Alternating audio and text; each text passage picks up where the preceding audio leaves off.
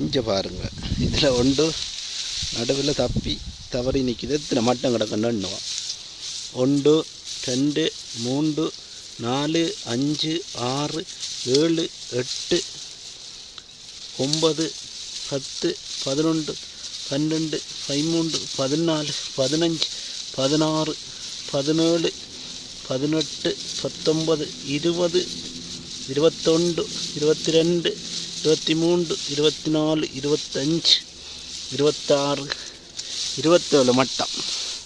இதில் 27 மட்டம் இருக்குது. 25 கதிர் வருகுதுன்னு வச்சு கொள்ளுவாங்க. ஒரு கதிர், இது ஒரு கதிர். ஒரு கதிரில் இத்தனை நெல் இருக்குன்னு 2 3 4 6 7 8 9 10 12 13 நெல். சரி, 10 நெல் வைப்போம். 10 20 30 40 50 60 70 80 90 100 110 120 நெல். இதில் 120 நெல் இருக்குது, கழிவெல்லாம் போக இந்த ஒரு கதிரில்.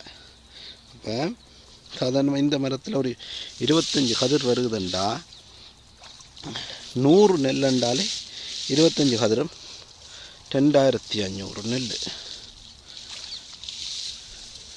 120 அண்டைக்குள்ள 2500 பிறகங்கால